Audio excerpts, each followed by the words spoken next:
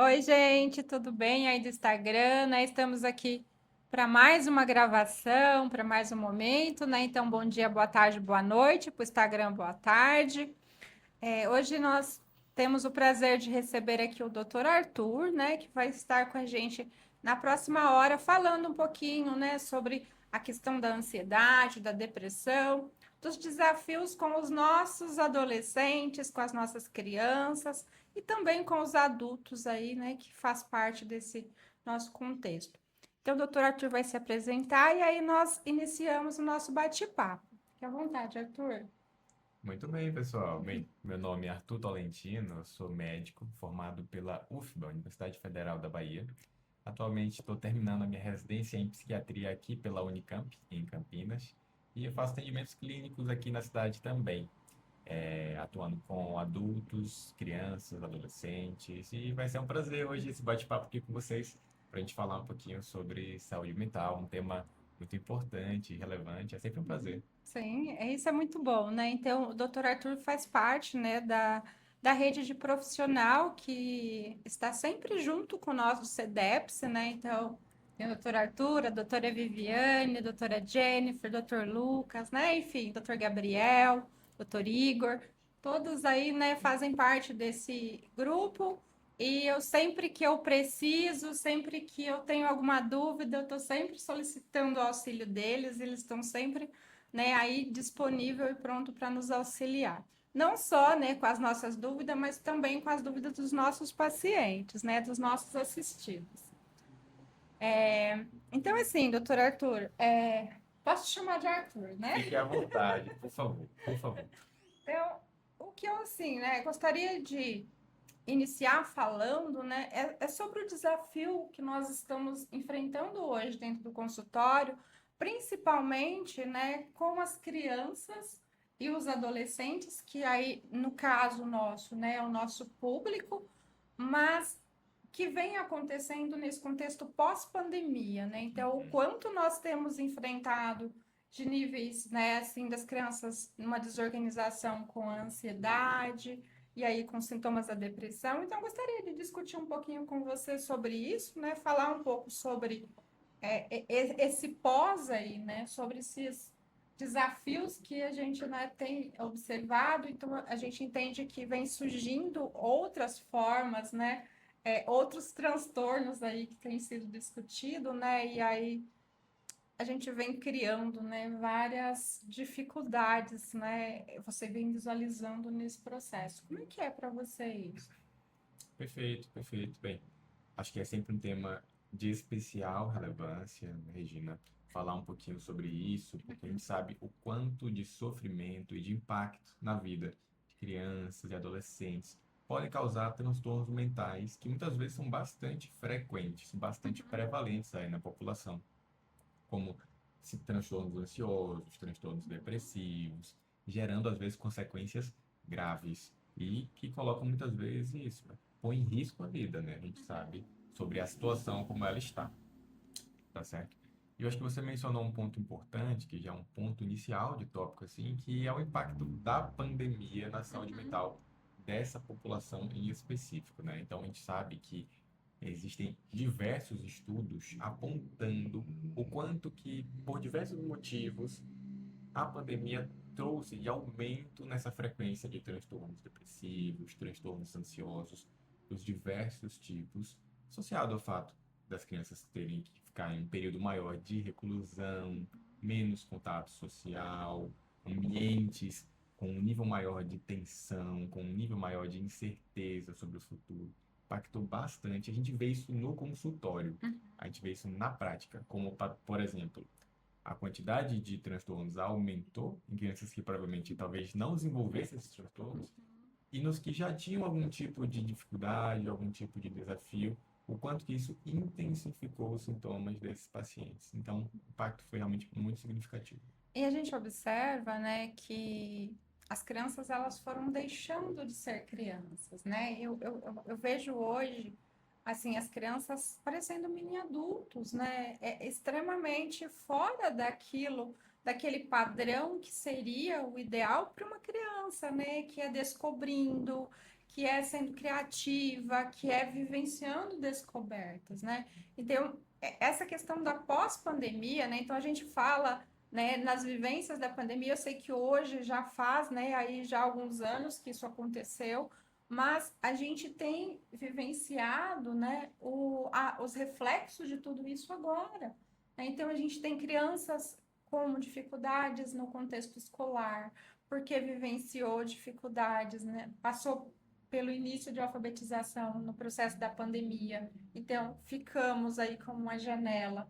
E aí, essas consequências, elas geram outras, né? Então, nós temos um nível de aumento de ansiedade, ali dos sinais e dos sintomas das crianças querendo fugir do contexto, porque está com dificuldade, né? Houve-se uma janela entre, né, o período da aprendizagem com o período agora na escola, então isso gera uma série de consequências, né? Então, tudo isso eu entendo que contribui para os níveis de ansiedade e para os níveis de depressão aumentarem, né?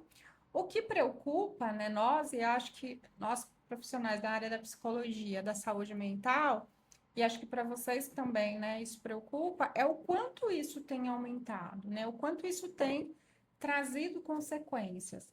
Você também observa esse aumento, assim, como a gente tem observado dentro do consultório? Sim, de uma forma bem significativa mesmo, implicando, por exemplo, crianças que o relato dos pais é de que durante a pandemia os sintomas surgiram, a criança foi ficando mais reclusa. E eu acho que você falou muito bem quando você mencionou o aspecto relacionado à escola e o processo ensino-aprendizagem, porque querendo ou não, o ambiente estruturado ali da escola é um ambiente onde a criança consegue ali ter acesso aos aprendizados formais que a educação propicia, aprender a ler, aprender a escrever, aprender matemática, os primeiros cálculos, esse processo de ensino-aprendizagem formal, mas também é um ambiente onde ela pode interagir com outras crianças, onde ela pode desenvolver habilidades sociais, onde ela vai desenvolvendo o senso de limite, de contato com os pares. E se isso é impactado, a gente fala que muitas vezes o ambiente é fundamental para a criança. E se isso é impactado e você perde esse campo, que é quase um laboratório, né? Sim. De práticas e de experiências, tem um impacto muito grande em aspectos do desenvolvimento dessas crianças. E é interessante, né, essa sua colocação, que assim, eu tenho visto isso, por exemplo, nas avaliações de testagem. Então, você, quando apresenta para a criança, por exemplo, conceitos básicos nosso, né, do nosso cotidiano, a criança não consegue dar conta daquilo ali. E aí, muitas vezes, né, estou falando no caso da testagem, né, que eu trabalho bastante com a testagem, se você não conhece a criança, não sabe o roteiro, o ambiente ali, né, onde essa criança está inserida, aonde ela está vivenciando e quais são as experiências que ela vivencia, eu coloco ela dentro do quadro de transtorno. Uhum. Por quê? Porque ela não interage, ela não consegue estabelecer, né, ali um contexto de criatividade, ela não consegue desenvolver as habilidades que você espera que ela desenvolva. Então, essas informações, elas são extremamente importantes, né, nesse contexto, quando a gente pensa no processo desse processo que ocorre nesse caminho da ansiedade e que leva, né, às outras consequências. Uma das coisas assim que eu tenho tido e observado bastante, né, é a questão também motora, porque a Sim. gente tem, né, a criança que fica limitada, então ela passa o dia, por exemplo, no celular ou ali frente a um computador jogando ou fazendo outras coisas, e a gente vai vendo uma rigidez, né, acontecendo em todo esse corpo, por quê? Porque ele não se movimenta, ele não tem prática, ele não tem vivência, e aí essa criança vai ficando cada vez mais limitada. Exato, exato. E querendo ou não, o corpo, a psicomotricidade, se a gente pudesse falar assim, é um espaço também de aprendizado para a criança, é um espaço de desenvolvimento. Então, existem diversas habilidades que são aprendidas naquele cenário. Sem falar de muitos cenários onde o esporte ou a atividade física em conjunto também é um espaço social para aquela Uhum. criança, seja no futebol, na natação, em atividades em grupo, nos parquinhos. Então, esse estar em movimento, essas brincadeiras, é o, é o pega-esconde, Uhum. pega-pega, essas brincadeiras que são feitas com o corpo, mas em conjunto, também ensinam muito para a criança Uhum. sobre limites, regras, interação com o outro, atenção compartilhada. Então, a gente está falando de, na verdade, um universo que é extremamente complexo, Uhum. mas diante do qual a criança se depara, e aí surge o desenvolvimento de habilidades. Exatamente, né? É, a gente tem vivenciado, né, também, assim, a gente trabalha muito com o contexto da família, com as crianças, né? Então, a gente traz, né, os pais e as crianças nas vivências. E uma das coisas que a gente percebe muito é que, por exemplo, se eu proponho para a família uma atividade ali que eles precisam interagir, que eles precisam decidir juntos, isso não acontece, né? Então, uma família composta por pai, mãe, dois filhos, três filhos, é como se eu colocasse cada um no seu quadrado, né? E não ocorre essa relação, não ocorre essa vivência. Aí você está trabalhando com a criança, né? Trazendo para ela contexto de reflexão sobre os níveis de ansiedade, contexto de reflexão sobre as dificuldades que ela vem enfrentando. E quando você propõe essa dinâmica para entender como é que ocorre esse funcionamento, a gente vai percebendo que a família inteira está doente, Uhum. né? Que a família inteira está ali precisando desse contexto, né? E eu brinco que a gente precisa ter as flechinhas que vai, né? Abraçando e a gente vai se unir, né? E não acontece isso no contexto, né? Então eu percebo que esse fator também favorece ao isolamento, favorece a criança, né, a não participar do contexto. Porque uma das reclamações que eles trazem constante é: eu chego em casa e eu não tenho essa vivência, Uhum. não tenho esse contexto, né? Para você também aparecem essas queixas quando você atende os adolescentes dentro A do gente consultório? percebe, a gente percebe, viu, Regina? Acho que isso que você falou é muito importante, porque a gente fala que muitas vezes, quando a gente trabalha saúde mental de crianças e adolescentes, a família vem como um pacote. Não tem como você não trabalhar com a família, você entender como que está a situação daqueles pais, daquelas pessoas do círculo interno da criança, porque essa dinâmica familiar de trocas entre os pais e a criança ou adolescente vai ser muito importante e assim determinante em relação a como que aquela criança vai se desenvolver em termos de transtornos mentais ou relacionado à saúde mental. Então, a dinâmica familiar é um ponto chave. Por isso que muitas vezes a gente está lá sempre buscando entender que contexto é esse, da onde isso veio, porque acho que você pontuou muito bem. Se a gente separa e só olha o sintoma, Uhum. se a gente separa e só vê a parte, a gente descontextualiza aquele sintoma e perde a referência do que pode estar se passando ali por detrás daquele ambiente onde a criança está crescendo. E o ambiente familiar, ele é, assim, fundamental. Uhum. Então, essa é uma coisa que, né, a gente percebe muito, percebe essas janelas, né, aí essas lacunas que vai ficando, né? E quando você, né, pega o pré-adolescente ou adolescente, essas queixas elas são frequentes, né? Então, assim, eu penso, tá? Até eu converso bastante com as meninas sobre isso, né, com meu esposo, sobre essa questão da conscientização mesmo, desse trabalho psicossocial, de trazer essas referências para as famílias, para elas entenderem o quanto elas são importantes, né? O quanto os pais é importante para aquela criança nesse processo de estruturação. Quando a gente deixa, né, e é uma coisa que a gente reflete muito, e eu vou deixando a criança e tomando decisão, a criança resolvendo o contexto, eu vou deixando essa criança assumir o meu papel de adulto, e eu, adulto, vou ficando cada vez mais distante, né? E aí os papéis eles precisam se inverterem, né? Porque eu falo que assim, nós conseguimos hoje lidar com o contexto da ansiedade. Então, a gente sabe como buscar uma estratégia para se organizar, nós sabemos buscar recursos para, né, fugir daquele contexto e resolver, né, Uhum. os problemas. A criança, ela ainda está em formação. Esse conceito da criança, ele está sendo, né, formado, estruturado. Então, quando a gente entende esse processo e você, né, olha isso com outros olhos, então eu estou vendo que meu filho está, né, se isolando, eu estou vendo que meu filho está triste, eu estou vendo que meu filho está, né, deixando de participar e de se envolver, esse é um sinal importante de, olha, né, alguma coisa que não está bem, vamos refletir sobre isso. Perfeito. Ficar atento a esses sinais, assim, é algo fundamental, né?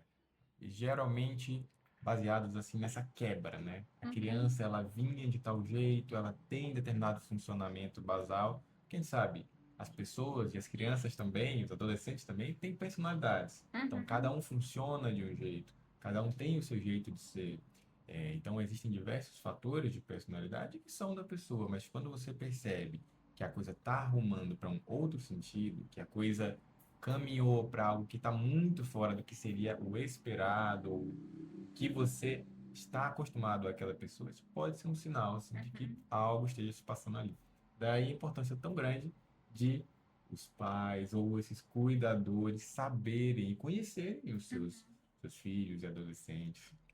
Essa questão do conhecer é bem interessante, né? Porque às vezes eu falo para as crianças assim, ó, eu vejo vocês pela janela e eu já sei exatamente como vocês estão chegando. Aí às vezes eu pergunto algumas coisas, eles falam assim, como você sabe disso?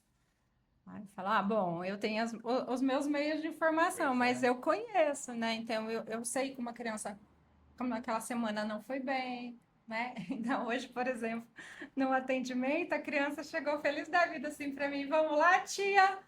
Não, hoje a nossa atividade é em família. A criança fez assim, Poxa vida. né?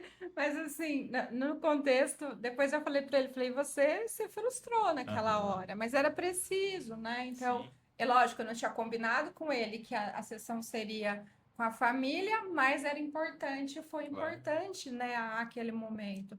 Então, a gente vai, né, conhecendo a criança na E essência, assim, né? o quanto que isso diz, né? O quanto que isso fala. Não precisou nem de muitas palavras, mas o gesto clínico estava ali, né? Sim, De que sim. algo naquela Eu não interação estava não bem. estivesse fluindo como se esperasse. Exatamente. Então, eles demonstram isso, né? E eles, na medida em que eles vão confiando, né? Eles vão trazendo essas relações, né? Essas vivências. Então, né, eu acho que um ponto de conscientização, de consciência, né? Para os pais, para os cuidadores, como você bem mencionou, é estar atento a essa criança, né? Estar atento aos sinais que ela transmite que faz com que a gente, opa, né? Eu preciso parar aqui, né? Eu me Uhum. recordei de um caso aqui, né? Eu acho que é interessante a gente trazer esses exemplos, né?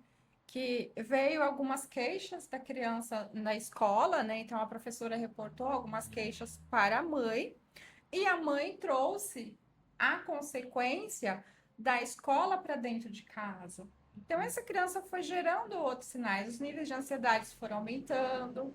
Tem uma criança que chegava em casa extremamente irritada, agressiva, e a mãe falou: Não estou entendendo o que está acontecendo. Aham. Né? Então, eu chamei a mãe e falei: Mãe, vamos lá. Vamos supor que você é o fulano.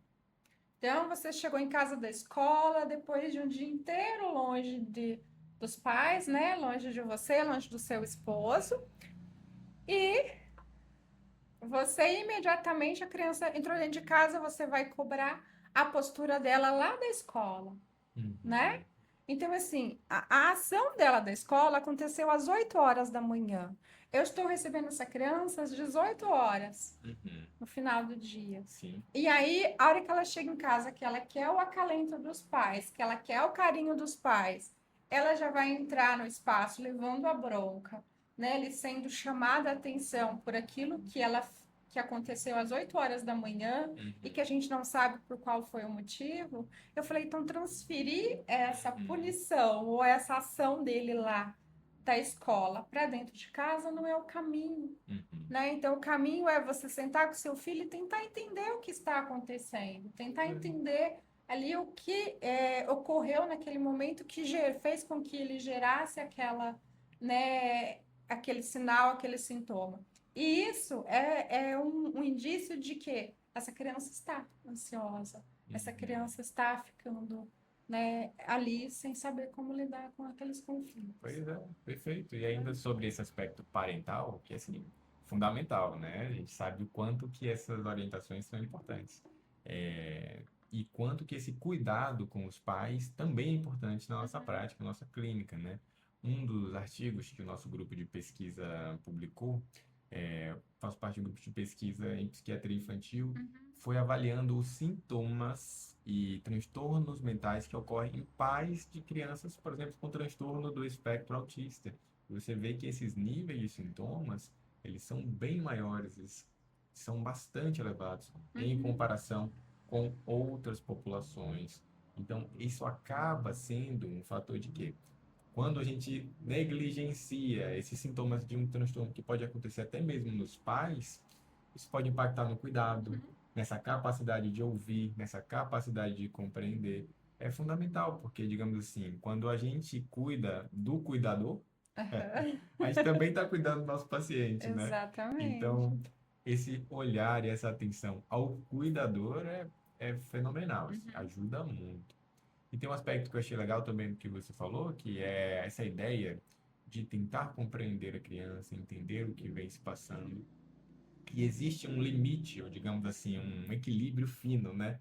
Nessa questão da parentalidade, que é entre você, digamos assim, agir de um modo autoritário e um modo imperativo Uhum. excessivamente, desmedidamente, que pode acabar gerando uma criança frustrada, uma criança não compreendida, uma criança que se revolta contra essa lei extremamente arbitrária.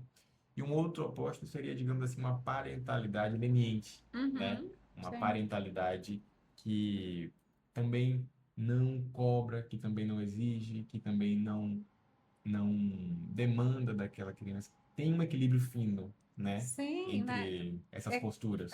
foi o que eu falei para a mãe. Eu falei, imagina, essa criança passa o dia todo longe de você, morrendo de saudade de você.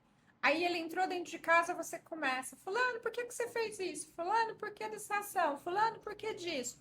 Mas você não parou para perguntar para essa criança o que que está acontecendo. Eu posso, né, te ajudar de alguma maneira? E aí a criança, ela vai transmitir esses sinais, esses sintomas no comportamento, não tem Sim. como ela refletir isso de uma outra maneira. E aí ela até disse assim para mim, ah, aumentou a questão, né, do intestino, aumentou a questão dele estar reclamando, se queixando. Eu falei, com certeza, porque há um aumento de ansiedade. Você imagina para ele sair da escola, esperando que ele vai chegar em casa e vai ganhar o seu abraço, que ele vai ganhar o seu carinho, que ele vai Uhum, ser acolhido por você, e aí você bota ele no sofá uhum. e fala um monte sobre o que aconteceu na escola. Então, assim, primeiro, né, vamos entender o que está acontecendo, vamos Pois é. entender se existe outros fatores dentro do contexto que está fazendo com que ele se, né, reprima ou que ele fique um pouco mais afastado desse contexto e que ele tenha os comportamentos para chamar a atenção, né? Porque para mim esses comportamentos são para dizer, olha, né, eu estou aqui, eu preciso de ser olhado, eu preciso de ser cuidado. Exato. É, e o papel dos pais é esse, né? O papel dos Sim. cuidadores é esse. É entender, é não ficar dando rótulo para aquela criança sem exatamente fazer a leitura do que está acontecendo. Exato, exato. E como você falou muito bem, muitas vezes, por estarmos lidando com crianças, adolescentes que estão em processo de desenvolvimento, muitas vezes ideias relacionadas, por exemplo, a um sofrimento, a Uhum, um transtorno depressivo, essas ideias podem não estar totalmente elaboradas ainda na uhum, mente, na forma de expressão desses pacientes, sim. essas crianças e adolescentes. Então, digamos assim, o que muitas vezes não sai pela fala, sai pelo comportamento. De alguma maneira vai vir, né? Exatamente, os sinais acabam sendo Uhum, indiretos. A criança pode ter dificuldade de expressar e elaborar isso bem, não entender exatamente o que está se passando com ela, mas você vai ver as notas despencaram na escola, está brigando com os colegas, ou está se uhum, isolando dos colegas. Então, o comportamento nesses diversos ambientes e cenários passa a ser um marcador, um sinal sim. para a gente ficar atento, né? Exato. E aí, se a gente não olha, né, não propõe para essa criança a maneira dela lidar com todo esse contexto, isso vai se agravando cada vez mais. E aí, uma das coisas que eu tenho percebido muito é essa criança na automutilação, é Nossa, essa criança, né, deixando de comer, é essa criança deixando de viver as relações sociais, se trancando dentro de um quarto e girando noites sem dormir, sim. né? Então, isso tudo, né, é decorrente de algo que, se nós fizermos um trabalho de psicoeducação, se nós estivermos ali, né, alerta ao que está acontecendo, principalmente, né, ali quem está envolvido com essa criança. Eu falo que a gente não precisa de investimento caro para fazer isso, né? Basta nós olharmos para as nossas crianças com cuidado e conhecer, como Uhum, você bem mencionou, né? Conhecê-la com detalhes. sim. Então, olha, eu sei que hoje essa criança não está bem. Uhum. Eu sei que essa criança hoje, alguma coisa está acontecendo que não está legal, né? Exato, exato. Então, esses sintomas, você listou alguns sintomas que realmente acendem um sinal de alerta para a gente, para a possibilidade de um transtorno depressivo na infância e adolescência. Tristeza, falta de vontade para as atividades, desânimo, desmotivação, alterações do sono, é a criança que não dorme, fica acordada a noite inteira, ou que dorme demais e passa a ficar menos engajada nas atividades do dia a dia. É a criança que tem alterações do apetite, então ela passa a ficar meio sem apetite, sem fome, comendo menos, ou que passa a comer mais de uma forma desmedida. Mas perceba, várias alterações no comportamento de base dentro do que aquela criança vinha se desenvolvendo no seu processo natural. Essa quebra muitas vezes pode estar associada ao desenvolvimento de um quadro transtorno depressivo, uma depressão. Sim, e são indícios, né, de que, olha, vamos estar alerta, vamos estar, né, aí atento a esse contexto, né? E para se tornar, né, para sair da ansiedade, transformar em um transtorno ou numa depressão, é muito rápido, né? Eu lembro de um caso que eu atendi, era uma criança que veio, a princípio, para investigar transtorno do espectro, Uhum, mas na medida em que eu fui acolhendo a criança, que eu fui entendendo, eu fui visualizando que algumas coisas eram do comportamento da rotina familiar uhum, ou ações dos pais, assim, que era coisa rotineira deles de comportamento, mas tinha um fator que levava a criança a se, né, ficar introvertida, ser um pouco mais aquela criança que para os pais ou para o médico que no primeiro olhar disse que era, né, para investigar o transtorno do espectro.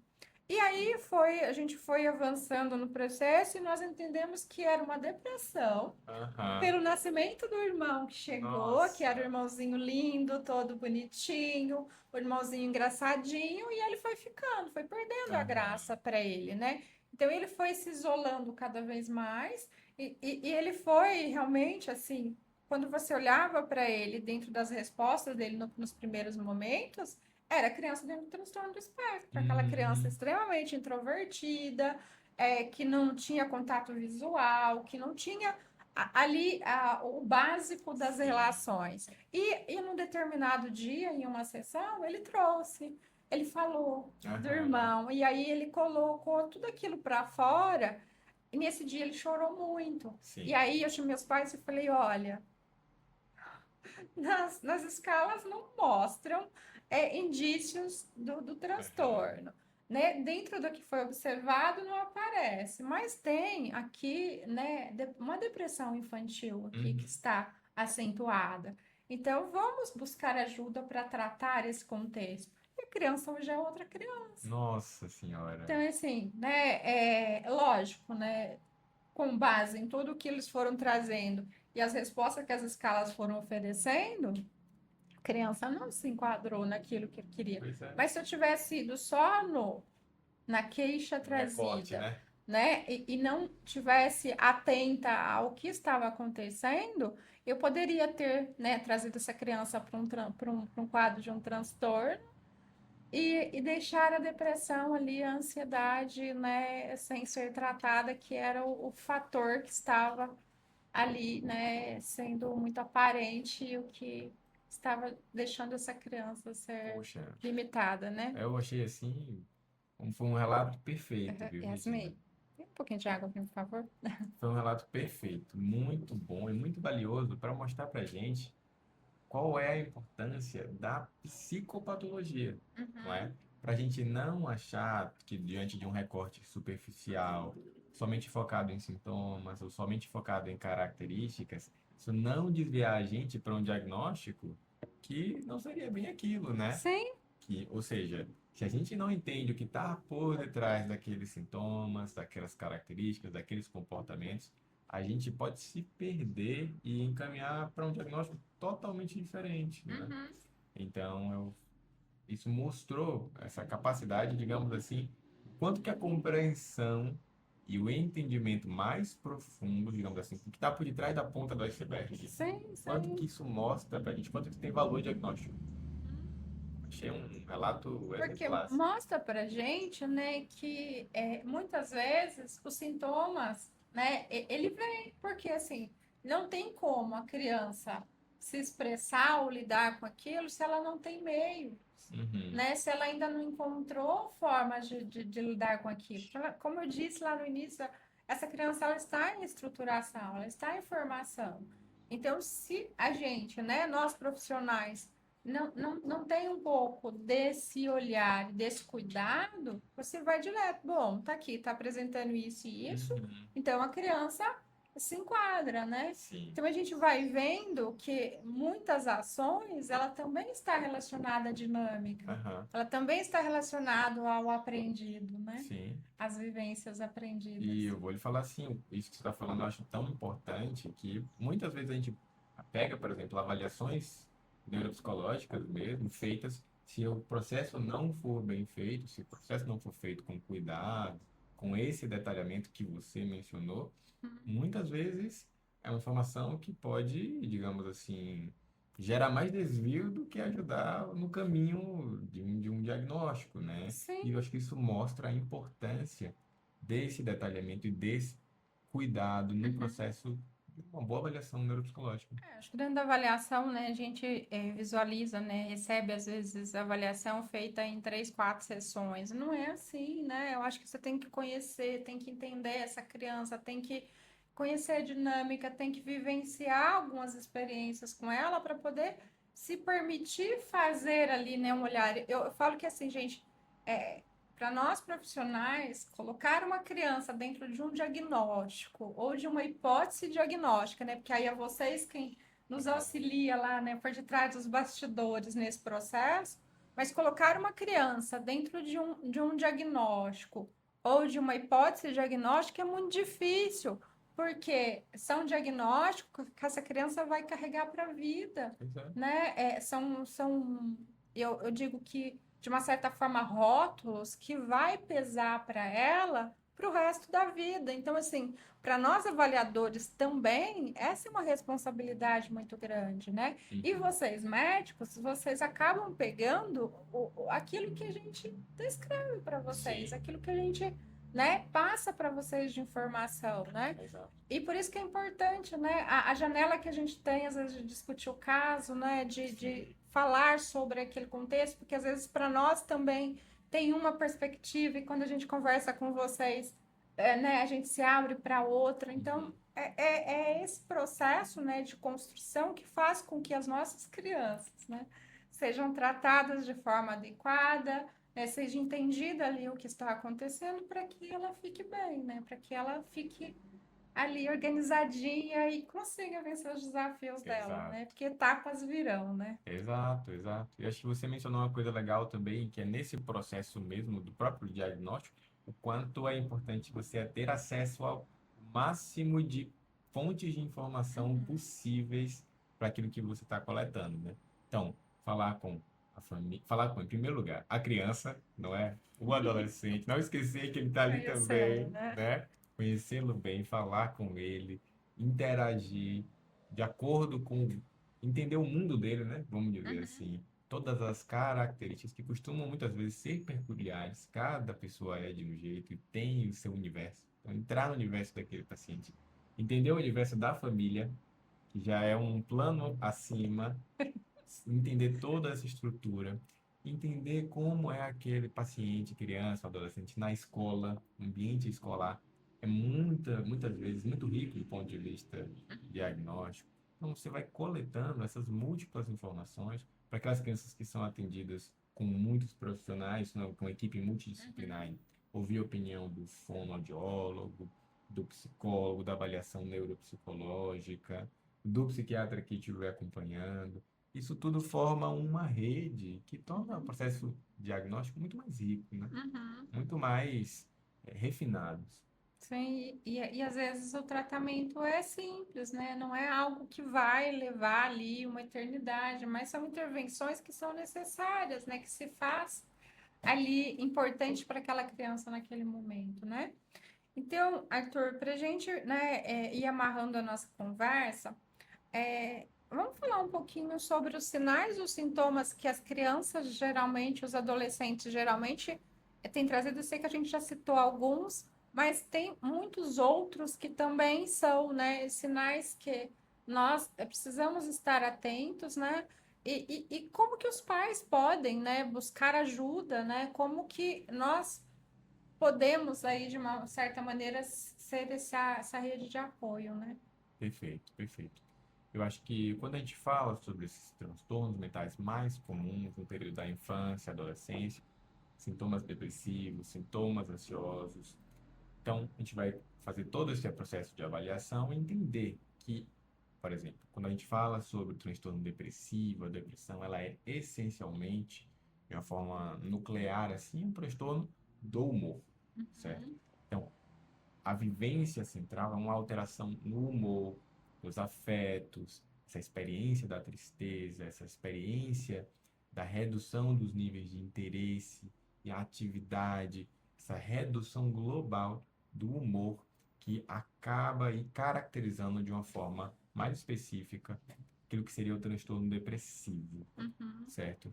E o quanto que isso, digamos assim, se a gente fosse falar, né? Ah, será que é uma molécula do cérebro que está faltando ou está em baixa? Isso é o que define uma depressão, uma pessoa depressiva? Uhum. A nossa impressão hoje, e com o maior, digamos assim, nível de evidência que a gente tem na literatura, é que isso é um processo multifatorial. Ou Uhum. seja, o cérebro está envolvido, mas não é uma questão só do cérebro. É uma questão que envolve fatores cerebrais, neurotransmissores, áreas cerebrais específicas, mas também envolve ambiente, também envolve relacionamentos, também envolve conexões. Então, é uma interface de múltiplos fatores que podem muitas vezes desencadear aí, né, um processo depressivo E em os uma criança ou sinais, adolescente. né, que tem aparecido muito é essa autodestruição de si, né, da imagem, né, desse contexto de que, né, quem sou eu, né, como eu faço, como que eu lido para lidar com esse contexto, né? Eu tenho um adolescente que ele diz assim para mim, ele fala assim, eu não me sinto parte desse contexto. Então, você observa nessa fala uma autodepredação com ele mesmo, né? Uma autodestruição com a imagem. Então, ele não se vê, né? E aí ele não se aceita do jeito que ele é. Então, e aí isso gera automutilação, né? Gera a questão da insônia que eu falei lá atrás. Então, passa às vezes 2, 3 noites sem dormir. E aí isso vai gerando um mau humor, né? Um estresse muito grande. Então, vai gerando, né? Eu falo que é uma escada, né? Aham, Vai subindo degrau por degrau e de repente isso leva, né, a outros caminhos. Então, nós, né, mediadores aí, pais, responsáveis, né, cuidadores, avós, né, sim. amigos que estão próximos, né, então percebeu esses sinais, percebeu esses sintomas, né, percebeu essa criança trazendo, esse adolescente trazendo esse processo. Um outro detalhe que é muito importante, né, que os adolescentes usam muito como recurso, é o capuz preto, né, Ah, sim, mangas sim. compridas. Então, a criança começou a usar muito capuz, a usar muita manga longa, isso é sinal de que algo não está bem. Então, pais, né, essa esse comportamento, ele é um comportamento muito, muito frequente de uma criança que está em sofrimento, né? A gente tem vivenciado isso dentro do consultório, eles têm trazido isso constantemente. Então, são sinais que, opa, aqui eu preciso de buscar ajuda, né? E aí, Arthur, eu gostaria que você falasse um pouquinho do papel da psiquiatria nesse processo, porque assim, as pessoas ainda têm um bloqueio muito grande. Eu vejo muito dos pais assim, quando eu falo, olha, eu quero que você procure um psiquiatra infantil. Aí ele fala assim para mim, mas doutora, o psiquiatra vai tratar minha criança? Vai, eu Aham. preciso do olhar desse profissional, né? Então, eu preciso do olhar do neurologista para olhar isso, mas eu preciso do psiquiatra para tratar desse contexto aqui. Então, fala um pouquinho para esses pais do papel do psiquiatra, né, nesse processo, para que eles se sintam seguros, se sintam confortáveis quando, né, o profissional psicólogo peça, né, ou indica esse profissional para ajuda nesse cuidado, né, nessa restauração dessa criança. Perfeito, perfeito. Acho que isso que você está mencionando é bem importante, viu, Regina, porque, de fato, a gente percebe que, em muitos casos, muitos pacientes vão apresentar essa resistência ou esse receio e, digamos assim, muitas vezes até procurar o profissional de saúde mental em geral, né? Uhum, Era algo que também acontecia muitas vezes no ambiente assim de, vai procurar um psicólogo, por quê? exato. Tem alguma coisa errada acontecendo? Então, na verdade, isso mais especificamente para a psiquiatria, um dos fatores, né, alguns fatores que talvez pudessem reforçar isso, seja aquela imagem que talvez muitas pessoas tenham de que no ambiente da psiquiatria, digamos assim, só existe remédio. E a única opção de resolver todos os problemas é o uso do Uhum. remédio. E tudo se resume e se limita ao remédio. Isso é uma visão que pode ter ficado, digamos assim, impregnada em muitas pessoas na sociedade, mas que, na verdade, não condiz com a realidade. O papel do psiquiatra, muitas vezes, é não prescrever o remédio, é buscar outras alternativas terapêuticas, é falar sobre outros temas. No fundo, o psiquiatra, ele vai ser um profissional da saúde mental Uhum. que vai buscar entender, vai buscar ouvir, vai buscar compreender. Se isso não está presente no psiquiatra, se torna algo mecânico, Uhum. se torna algo reducionista. Não é essa a prática que a gente preza. A Uhum. gente preza por uma prática ampla. Eu gosto de falar sempre para os pacientes que quando a gente elabora planos terapêuticos para esses pacientes, a ideia é que esses planos terapêuticos, eles devem ser completos, devem ser amplos, abrangentes. A gente não resolve, sim, a gente não resolve problemas complexos com respostas simples. Uhum. A gente precisa de respostas complexas. Ou seja, muitas vezes intervenções psicossociais, como psicólogo, diversos tipos de outras modalidades não farmacológicas que compõem a base do processo terapêutico. A medicação, quando indicada, ela é mais, digamos assim, mais uma peça. Ela é Uhum. mais uma ferramenta, mas o tratamento não se resume à medicação. Uhum. Isso é muito importante. Que é, essa construção, né, ela é em conjunta, né? Então, eu brinco que quando, às vezes, a criança chega assim e fala assim, ah, o doutor me indicou atividade física. Gente, tá certinho, doutor. Sim, sim. Atividade física é, né, e sempre será aí um grande reforço para esse processo de cura, né, de restauração, muitas vezes, né, Sim, daquilo que está acontecendo, né? O medicamento, ele vem para complementar, então, mas tem toda essa rede aí de apoio, né? exato. Então, né, acho que ficou claro aí, né, para as pessoas o papel da psiquiatria dentro desse contexto quando nós solicitamos a ajuda, né? Sim. Tem pergunta aí no Instagram? Não, mas eu vou perguntar. Pode perguntar. Então vamos lá. É assim, é, tocou no assunto medicamento, eu sou apaixonado por esse assunto. Você quer o microfone para Não, fazer a pergunta? não. Dá para. Deixa eu ver. Ele está Dá para chegar captando? aí. Dá Tá. para chegar. Primeiro, eu quero perguntar sobre a resistência em relação aos pais. Então, eu falo sobre isso, porque eu tô falando. Que faz a primeiro contato com o pai aqui, que enche as fichas, né? Depois da Regina, sou eu que estou. E o que eu ouço falar muito, assim, demais com relação aos pais, tem a questão de uma resistência a um profissional de psiquiatria, lógico, né? Mas em relação também ao ambiente escolar, falar da escola. O que é que acontece? A maioria das escolas, assim, uma boa parte, já manda a criança para o psicólogo já com Diagnóstico. diagnóstico. E o desafio para a gente aqui, ele é muito grande. Porque o aluno, o pai, a mãe, aliás, tem mais contato com o professor do que o profissional que está chegando agora.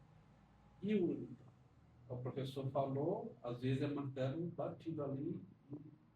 Você tem esse problema também, essa resistência, e como é que faz para a gente Pois trabalhar é. isso aí? Pois é, acho que isso que você está comentando é algo que muitas vezes é frequente, sim, que a gente já chegar, digamos assim, com gente já chegar com as respostas dos problemas. Tipo assim, ó, eu já sei o que eu quero. Eu só preciso que você me dê Que os você meios de conseguir o que concorde eu com quero. isso, né? Exatamente. Aham. E a minha impressão é que uma boa prática clínica não é feita por aí, sabe? A minha impressão é que uma boa prática clínica realmente envolve você entender de fato o que está se passando naquele cenário clínico com aquele paciente. Porque se você, digamos assim, compra as respostas prontas, que já vêm pré-prontas, o risco de você cair numa armadilha é grande. E hoje a gente tem uma disposição muito grande com a internet. Você bota lá o assunto, vem todas as informações, né? Então, se o pai já comprou a ideia lá do que foi dito lá e ele traz para o consultório, e acho que né, o Bartolomeu pontuou bem esse contexto, e o que a gente tem visto é que quando você faz a leitura da criança, você fala, gente, mas não é isso. Isso aqui tem característica de um processamento auditivo. Isso tem característica de tal coisa, né? Vamos aprofundar um pouquinho nisso aqui. Os pais, muitas vezes, não voltam mais, porque, assim, é o que você falou. Eles já vêm com aquilo pronto e eles querem que a gente assine embaixo aquele contexto, né?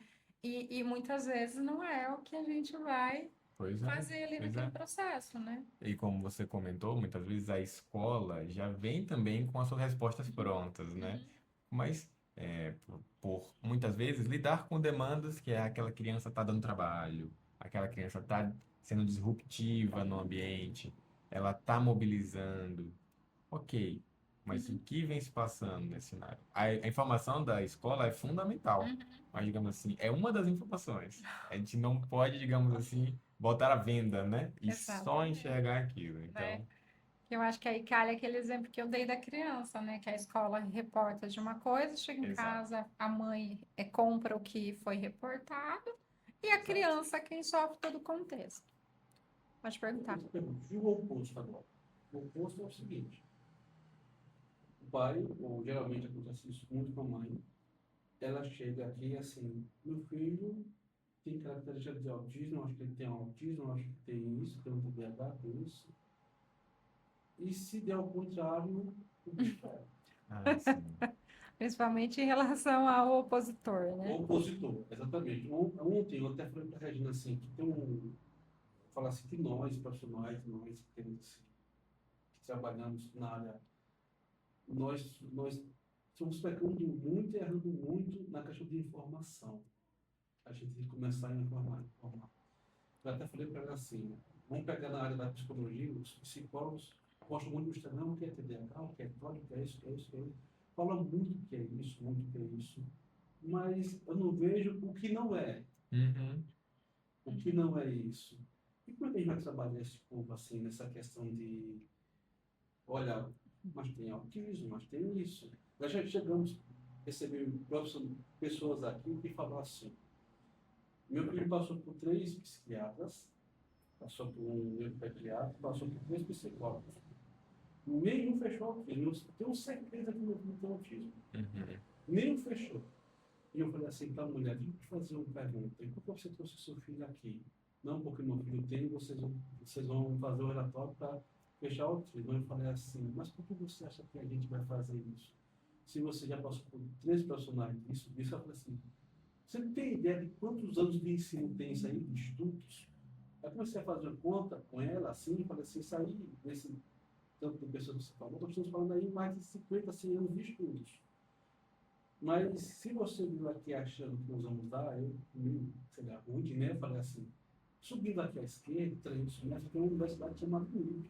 Lá tem um curso de psicologia, tal, você vai ajudar, vai trabalhar e vai entender, vai se especializar e pode dar para o seu filho. Porque você já passou por 5 profissionais, nenhum fechou porque a gente tem que fechar. Uhum. Vamos trabalhar um pouco desse e falar, então. É isso. Eu nem sei qual é o dilema maior. Qual é o problema maior que a gente está enfrentando Se a atualmente, né? criança Se se são as auto- resistências ao cuidado, ou se são isso que a gente chama atualmente, né, de sobrediagnósticos, né? Os Sim. overdiagnoses, que está sendo um problema no Brasil, mas no mundo. A gente vem enfrentando, digamos assim, uma epidemia também de diagnósticos, né? Diagnósticos não necessariamente, digamos assim, sempre feitos ou elaborados da melhor maneira possível, mas muitas vezes porque existem demandas, porque existem outras coisas associadas a isso. Então a gente vê isso sim, é a busca, né, a procura, o desejo do diagnóstico. E a gente sabe o quanto que isso pode ser perigoso, especialmente quando a gente está falando muitas vezes de comportamentos que não são necessariamente comportamentos associados Sim. a um transtorno específico. Mas comportamentos que podem estar não associados a um transtorno, perfeitamente. Achei perfeitamente válido. Uhum. E mesmo quando existe o transtorno, não necessariamente todos os comportamentos daquela pessoa vão ser decorrentes daquele transtorno. Ela também é uma pessoa, Você me fez eu lembrar de um outro né? caso. Eu e Yasmin pegamos um caso outro dia e o meu esposo ficou encantado com a criança lendo, né, as palavras. Aí eu falei para Yasmin assim, falei, para mim isso tem característica disso, mas vamos observar aí o que que acontece. Levamos a criança para a sala e falei para ela, vamos pegar tal atividade para a gente visualizar. Na medida em que a criança foi avançando, eu falei para Yasmin, isso não é a habilidade dele, Facilidade. né? Isso foi uma criança treinada, aprendida. Aí eu falei, vamos fazer o teste. E fizemos o teste realmente. Porque o que que aconteceu? Qual foi a palavra que ele usou lá? É a tartaruga, né? Tem uma tartaruga, Uhum. tinha a palavra, mas não era tartaruga por conta da palavra, era tartaruga porque ela começava com a letra T. Então ela foi o quê? Ela foi aprendida, Entendi. né? E aí, e com outras palavras, né? A bola, Uhum. o L, o meu esposo ficou encantado quando ele disse que o L era de luminária, né? Aham. Então, assim, quando a gente ouviu isso, bom, a princípio, quando eu olho no primeiro impacto, realmente tem a característica de uma criança de altas habilidades. Mas quando eu comecei a avançar no processo, foi saindo. Ontem eu ainda tive reunião com os pais e eu falei para eles, falei, vocês observaram o quanto os comportamentos dele foi mudando? Fui à escola e propus para a professora, falei, se desafia com ele. Não deixa ele só no ciclo que ele está. Porque ele não vai brincar com outro colega porque ele é sozinho. Então, ele não Uhum. tem primo, ele não tem amiguinho, ele não tem ninguém em casa. Então, ele brinca como? Sozinho. Então, chega na escola, ele vai brincar sozinho. Se você não fizer esse movimento, ele não vai vir para o grupo. Eu falei para ela, eu falei, e faça o teste das palavras, depois você me confirma. E aí depois ela me confirmou que era aquilo Aham. mesmo, que era algo treinado e Sim. não que vinha de uma habilidade dele mesmo. Pode falar. E a questão da mãe, que ela queria que desse um diagnóstico de autoridade para a criança, né? Levantar assim, para que a criança fosse para a série seguinte, Aham. entendeu? Ah, não E era, aí, não é esse caso, não. não, da luminária é. Não, o luminário é o pequenininho. A da série seguinte é a menina do balé. Não, da luminária também Da foi. luminária também? Foi. E da luminária, justamente isso aí. Que ela queria que a criança fosse para a série seguinte. E a gente teve que explicar para ela que a série seguinte não só é em português, É. Uhum. entendeu? Sim. O fato da criança saber ler não é só leitura, entendeu? Tem comportamentos que são da idade da criança na série seguinte que ele não ia ter. tem comportamentos que ele não ia conseguir atingir porque não está na idade dele ainda. Uhum. Aí a mãe falou assim, não, mas porque tem, por causa do corte, ele não está na idade seguinte. Mas esse corte não foi um corte à toa, foi estudado para ter esse idade de corte. Quem está na primeira série com 5 anos ou com 6 anos, não existe esse corte, não foi exposto para isso. E quando chega na série seguinte, ele não vai ver só português, ele não vai só ler. Porque tem matemática, tem história, tem um monte de coisa. E essas coisas ele precisa aprender também. Ele só sabia ler. Aham. Se Não. colocasse um mais um, não sabia. Então, tá aí. E aí você vai vendo isso constante, né? E o pai vem, né? Ali os familiares vêm ciente que é aquilo, né? Uhum. Então, e muitas vezes não é. Você vai vendo assim como a gente viu dessa criança, hoje ele mudou completamente. Então, ele saiu da ecolalia, saiu daquela questão de ficar no repetitivo, por quê? Porque toda vez que ele solicitava, então ele insistia naquele processo, então aquilo foi virando um ciclo. Então ele usava esses argumentos, né, ali para conseguir o que ele queria. E hoje não. Hoje, por exemplo, teve a sessão na semana passada, ele queria para mim, ele queria o Mickey, que Uhum. é um tabuleiro que tem o Mickey.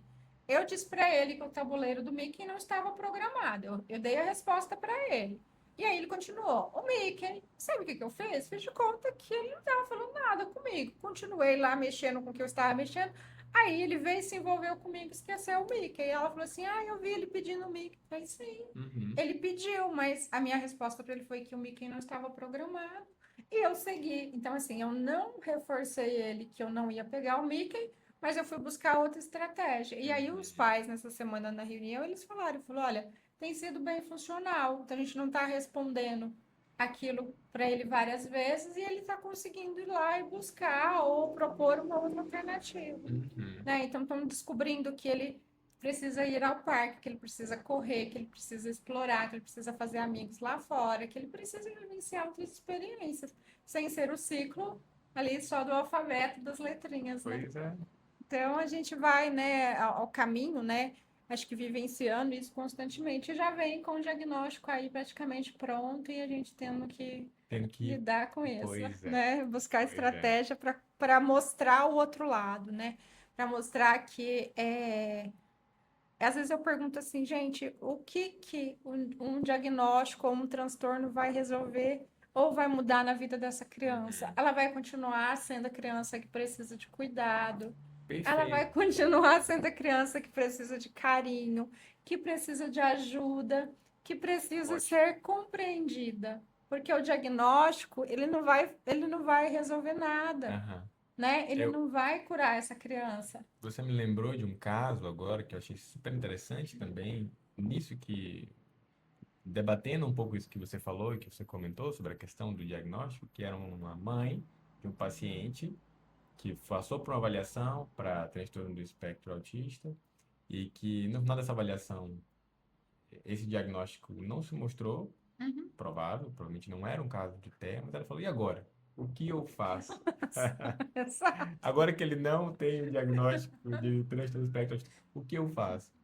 E a gente conversou um pouco sobre isso. Mãe, não é porque ele não tem esse diagnóstico que ele não merece cuidado, Cuidado, atenção exatamente. e intervenções para os comportamentos que ele vem apresentando. Então, a ideia, eu acho que passa um pouco por isso, de muitas vezes as pessoas acharem que o cuidado, ele vem atrelado ao diagnóstico. Exato. Só que não, Não a vem, gente cuida da pessoa, não é? essa criança vai continuar sendo um indivíduo que precisa de cuidado, Sim. que precisa de olhar, Mas né? tá lembrado, de fazer um curso uma vez em Sorocaba, Né? né?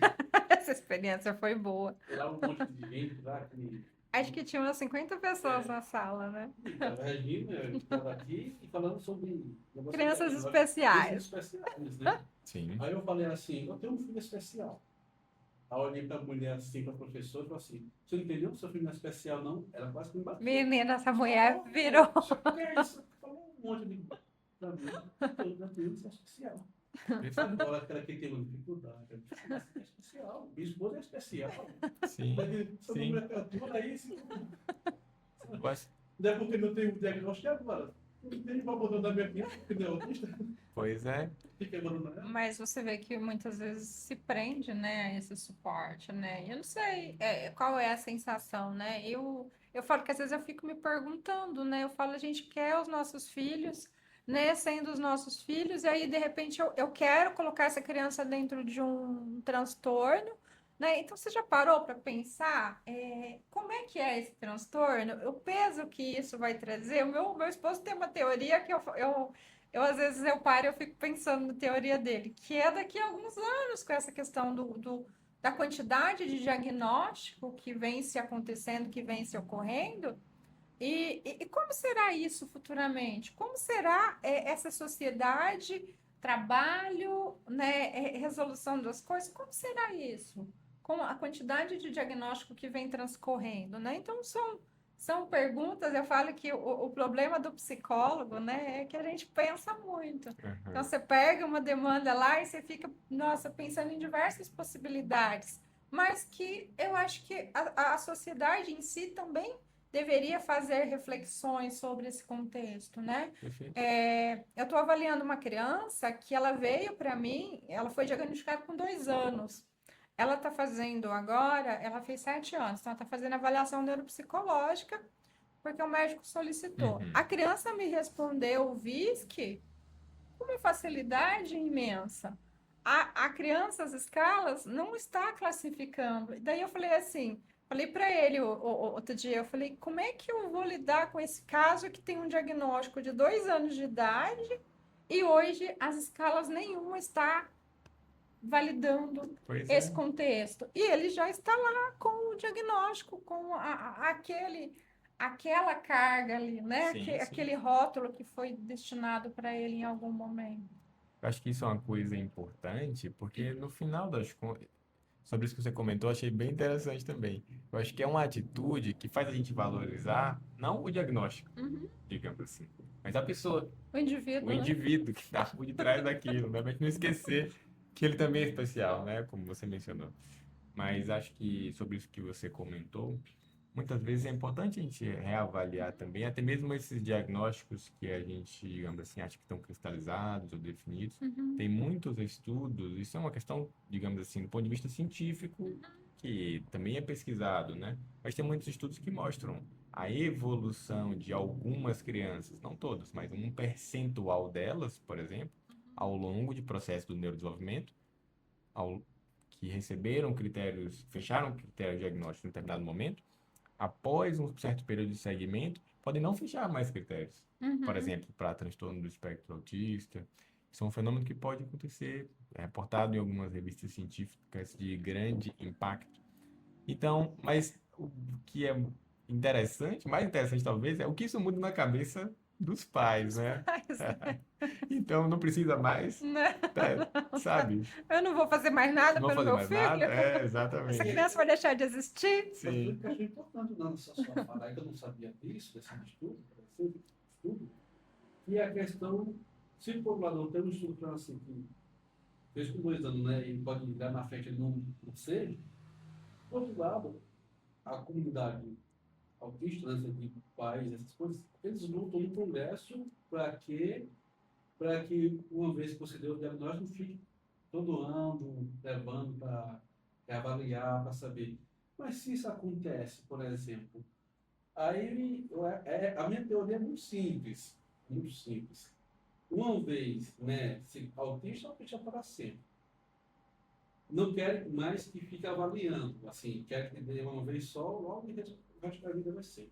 Né? A teoria é muito simples. Aí eu falei para uma mãe uma vez aqui, bom, imagina só, ela falou para mim que foi diagnosticado, tudo bem e tal. Eu falei assim, imagina só, conta comigo.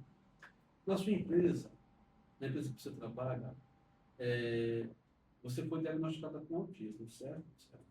A sua filha, você queria que fosse, ninguém fechou, e você hoje agradece porque ninguém fechou, né? Agora, imagina, uma empresa fulano de tal vai contratar 2 pessoas. As mesmas pessoas com a mesma qualidade, habilidade, tudo bonitinho. Aí uma entrega lá, além do seu currículo, entrega lá um laudo de autista. E a outra, na mesma condição de conhecimento, entrega só o seu currículo. quem é que o dono da empresa vai contratar? Aí ela começou a imaginar. Aí eu falei assim, imagina o dono da empresa contratar a pessoa com autismo. Ninguém tem que contratar. Mas existe lei específica. Porque o autismo não é doença para o Ministério da Saúde, mas para o Ministério do Trabalho, ele é. Não é isso? Ele é. Aí imagina lá, a pessoa entra como autista. Aí quando dá 2 horas da tarde, fala assim, eu tenho que sair porque eu tenho uma minha terapia. A dona da empresa, mas como assim? Não, só puxa tá lá. Aí ela falou assim, nossa, só entreguei meu laudo porque eu estou há tantos anos na empresa, eu tenho um cargo de confiança lá muito forte. Mas não tem entregado, não. Porque aí o pessoal está começando a ficar com cara feia para o meu lado. A consequência disso, a minha preocupação é que a consequência a longo prazo, ela vai ser enorme, tanto na economia que excesso de são beneficiosos, essas coisas na economia já tendo esse ano, essa semana, em um artigo, é, só de benefício de LOAS e BCPs, o que foi investido dá igual o PIB de Pernambuco, que é o meu estado. Só de benefício, do aumento que teve nos últimos 3 anos. A longo prazo tem essa questão financeira, essa questão econômica, essa questão social, que vai ter também. A mão de obra, como é que vai ficar a mão de obra? Me fala. Aí você pega como diz, como é aquele médico lá que a gente foi em Santa Catarina, no Parque Popular? Doutor. Ah, esqueci o nome dele. São atividades que não combinam com o autismo. A Prefeitura de São Paulo barrou um monte de professores que passaram por concurso público, mas falaram que era autista. Doutor Francisco. Doutor Francisco. Francisco Assunção. Sim. Em Santa Catarina, fizeram concurso para delegado lá, para a Polícia Civil. Umas 10 pessoas passaram com laudo de autista. Não, está todo mundo barrado. Aqui não. Ah, mas isso tem. O argumento do juiz foi muito interessante, né? Não vou colocar vocês em risco, porque tem questão sensorial, tem isso. Ah, mas eu sou abafador. Isso é louco. Você vai trocar tiro com um abafador? Entendeu? Foi muito interessante. Aí, a longo prazo, o negócio vai, se não tiver cuidado, a proporção hoje é 31, né? 32 por um nascido. né? Eu acho que nascido. né? Há 4 anos atrás era 52. Isso é um aumento de quase 100%. Entendeu? Se continuar 100%, eu falei, perguntei para esse doutor Assunção, né? Se continuarmos assim, onde é que a gente vai parar? Sem falar nessa questão do aumento, a gente tem que levar em consideração, fala Pedro, os contextos. Eu sou irmão de 8 pessoas, ela é sozinha. Provavelmente vai ter filho, vai ter só um também. Todo mundo quer um apartamento desse tamanho, tem a questão social, não brinca no mundo, só mulher, não vai. Brinca na escola, mal brinca. Os pais não têm tempo para a criança. O contexto é totalmente diferente. Nós devíamos arrumar um polo desse tipo de coisa. Síndrome do isolamento social. Entendeu?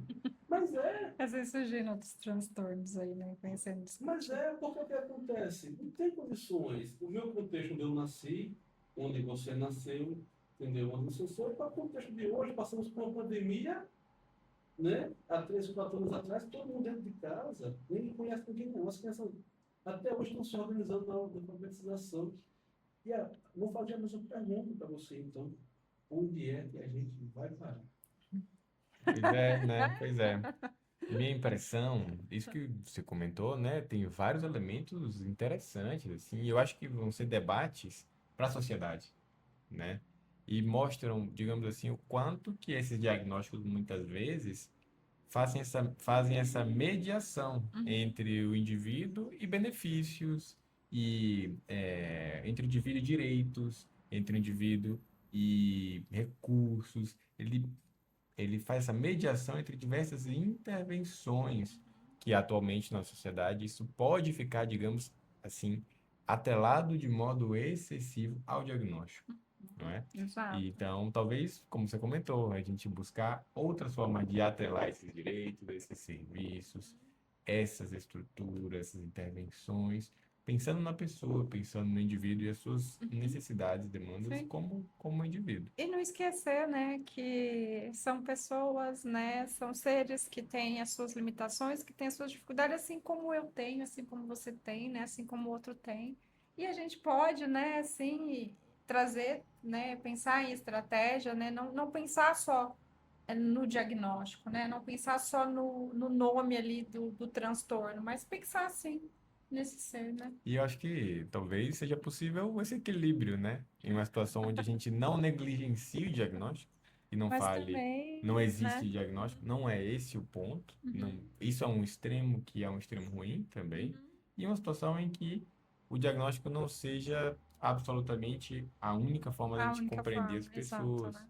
Talvez exista um equilíbrio aí no meio disso, né? Inshallah. Só que tem uma coisa que é interessante, que você tocou numa coisa que poucos tocam. Eu vou falar para você é da área, eu falo para as meninas que a galinha dos ovos de ouro da indústria farmacêutica são os transtornos. Não tem como a gente poder, entendeu? Porque transtorno não é exame de imagem, não é exame de sangue. Você concorda, não concorda, mas vai achar um que vai concordar. Não vai concordar. Você tocou no assunto muito que você falou assim no início da conversa. Psiquiatria não é só passar remédio, mas poucos fazem isso. Entendeu? O que que acontece? Eu estou falando isso porque eu leio, vejo, né? Não é só remédio, primeiro que não é só remédio.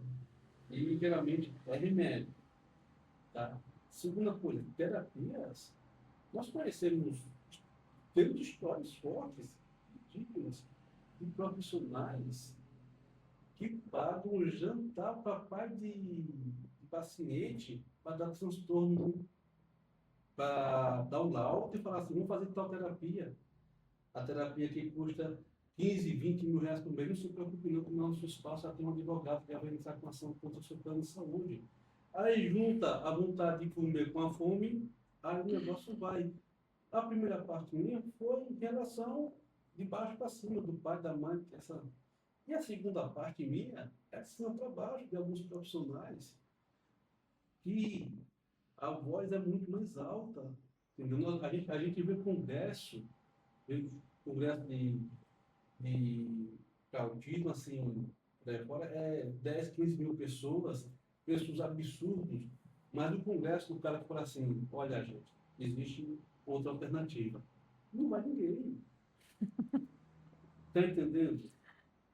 Essa palestra, por exemplo, do Dr. Francisco Assunção, ele é um excelente psiquiatra, né? Ele tem um histórico assim, e quem conhece ele, uma bagagem para falar de transtorno assim fantástica. Eu falo que ele é um professor que ele, né, tem uma bagagem ali. Tinha o quê na palestra? Acho que tinha 100 pessoas na Não, tem palestra. bastante na Não universidade. tinha, não tinha, Que não. a questão principal, que eu levanto sobre isso aí, é que nós tínhamos Uhum, cuidado, nós profissionais da área, e nós não tratemos o filho do outro como um uhum, produto. É uhum. isso que eu falo sempre aqui na clínica, né? Que o dia que a Eu falo gente, sempre aqui na né? clínica assim, não tem que chegar um carro ali. E algum de vocês podem abrir a porta e falar assim, nossa, a clínica agora vai ganhar dinheiro com isso. Quer que vai fazer o quê? Acidente. Não manda para fora. Passa ali e vou dar sua demissão na hora. Ó, essa questão de tratar o filho do outro como um produto, entendeu? Não existe, sabe? Sabemos que nós temos que ganhar, mas estamos tratando de uma vida que na frente vai ter um impacto muito forte na nossa sociedade. Uma vez eu atendi uma criança, né? E eu nunca me esqueço daquela cena. Foi logo que eu comecei a atuar. Aí o pai saiu para ir embora, estava meio irritado lá com alguma situação. Não me recordo a situação, mas ele saiu para ir embora. Daí a pouco ele voltou e falou assim para mim: Eu esqueci de pagar você, né? A parte mais importante eu esqueci. Eu falei para ele: Não, você não esqueceu a parte mais importante, porque para mim a parte mais importante é o bem-estar do seu filho. Uhum. Eu preciso receber, sim, pelo meu atendimento? Eu preciso, porque eu tenho as minhas obrigações a ser cumpridas, eu preciso me sustentar, eu preciso investir no meu aprendizado, mas para mim, o ponto mais importante de tudo isso é o bem-estar do seu filho. Então não se preocupe, não, que você esqueceu de fazer o meu pagamento pelo meu trabalho, Uhum. mas para mim o que importa é o seu filho estar bem. Aí ele abaixou assim, né? Falou assim: é isso mesmo. Aí fez lá o pagamento e foi embora. E depois ele falou assim, eu saí daqui refletindo, porque para mim o pagamento era o mais importante para você. Eu falei, não. Isso E o para dia que a gente fechar isso, Para eu finalizar né? sobre a minha fala que eu estou trabalhando muito, é que a questão que vamos sempre ficar para os pais. Que a criança, quando está precisando, não precisa, amigo. Não é gasto, é investimento. Sim. Eu falo até assusto, às vezes, gasto é quando tiver com 18, 20 anos numa mão, ou você pagar um advogado, e no extremo você pagar um plano funerário. Isso é um gasto, mas quando é criança, está investindo e tem como reverter a situação. Né? Tem sempre os dois dados, assim. Nós não podemos tratar ninguém como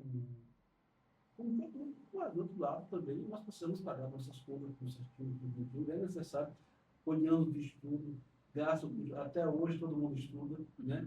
Nós não podemos negligenciar também essa questão do pagamento, só que nós temos que mostrar para os pais que isso não é gasto. Você está investindo no seu filho. Deixa ele crescer e você vai ver o que é gasto. Falei para o pai uma vez. Depois, toma cuidado, senão vai gastar com advogado. Entendeu? Isso é mais complicado ainda. Então, assim, é uma pergunta. Qual é o seu maior desafio na sua área? Fala aí pra mim. Poxa, vocês listaram vários.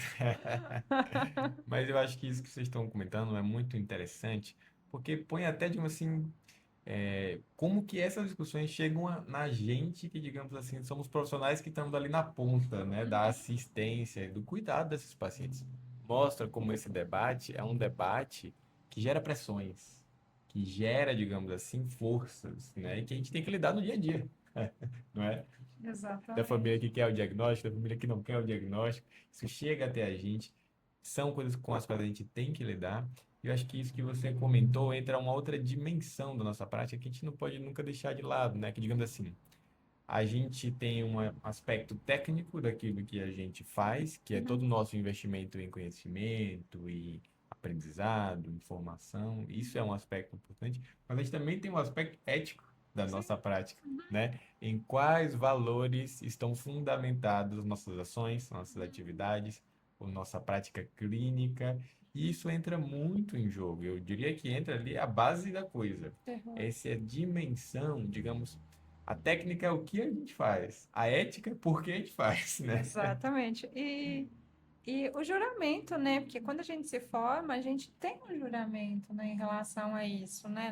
Não é a questão, né, ali de crescimento financeiro, mas muitas vezes, né, é de olhar, e a maioria das vezes é para olhar para o ser humano mesmo, né? A partir do momento que você se dispõe a isso não pode ser um negócio para fazer você, né, enriquecer por conta de laudos ou por conta de não ser sincera com o paciente, né? Então, ser Imagina. sincero, ser honesto com o paciente, eu acho que vale mais do que qualquer, Imagine você chegar qualquer numa investimento. situação que você tem que lidar com a pressão de você vender ou não laudo, né? É aí onde vem, é onde você vem para o lado. Eu O acho que que que eu vai. estou O fazendo? que que eu estou fazendo? Acho que eu estou na profissão errada, né? Não está certo isso, né? Sim, Quer fazer uma pergunta, Yasmin? por favor. Aqui na clínica, a gente atende muitas crianças que têm bastante questões com o uso excessivo de telas, né? E a gente sabe quais os impactos que isso traz para o desenvolvimento delas. Eu queria saber a sua visão em relação a isso. Poxa vida, eu acho que telas, ó, estamos falando só de desafios, tá vendo? Eu acho que essa pergunta foi o tema do assunto. Telas, eu botaria aí, é um dos outros grandes dilemas, assim, ou pilares que a gente enfrenta como desafios. Já pegamos vários casos difíceis de manejar em relação a esses aspectos sobre o uso de telas. E o que os estudos vêm apontando são esses impactos do uso, digamos assim, o que que a gente fala quando a gente está falando sobre telas, né? A gente está falando sobre a iluminação proveniente do dispositivo, mas também de uma série de conteúdos, a gente está falando de redes sociais, a gente está falando de jogos, a gente está falando sobre Instagram. Então, é todo um universo do qual muitas crianças e adolescentes fazem parte. Sim, fazem parte. A gente não vai conseguir negar a existência desse universo virtual. Mas como é que a gente pode utilizar isso, digamos assim, da forma mais saudável possível para o desenvolvimento daquela pessoa?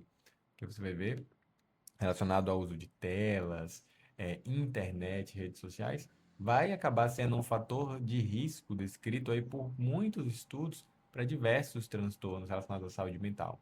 transtornos depressivos, transtornos ansiosos, transtornos do neurodesenvolvimento. Então, isso está associado a muito risco. Por isso, essa orientação sobre esse uso saudável é tão importante. Sobre, por exemplo, mídias e redes sociais, toda a questão relacionada a essa, digamos assim, valorização das aparências, da vida do outro, de como o outro está, de como eu não estou.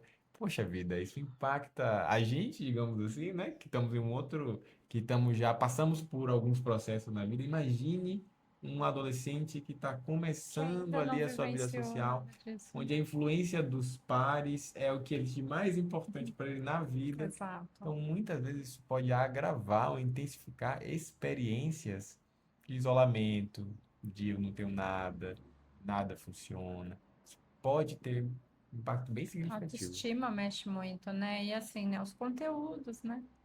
As informações que tem contidas ali, né? Como processar tudo isso. Bom, né? A gente passaria aqui a tarde inteira, o resto da tarde discutindo, né? Sim. Levantando temas polêmicos aí para o doutor pensar.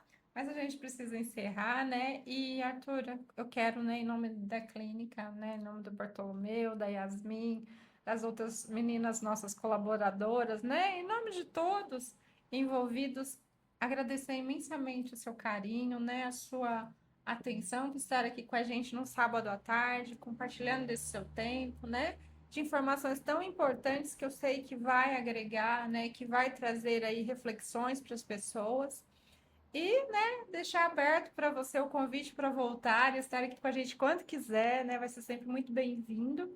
E, né, agradecer você pela parceria, né? Então, assim, pela a possibilidade que você nos proporciona de, né, discutir o caso, de, né, pensar juntos, de trazer ali, né, olhar e cuidado para as nossas crianças, né, para os nossos assistidos, para aquelas crianças que são acompanhadas pelos CDEPs.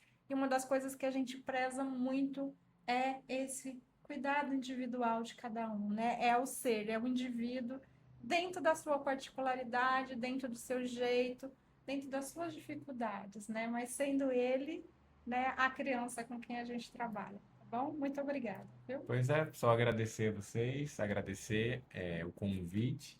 Para mim é um prazer e também um dever, eu acho. Que acho que, querendo ou não, nós aqui ocupando esse papel como profissionais, estamos ali no dia a dia da assistência da saúde mental, às vezes a gente fica focado nos nossos pacientes, mas também é um dever nosso, social, em alguma medida, falar sobre esses temas para um público mais amplo. Então, muito obrigado pelo espaço e pelo convite. Fico Obrigada, muito Arthur. feliz. A gente agradece, viu?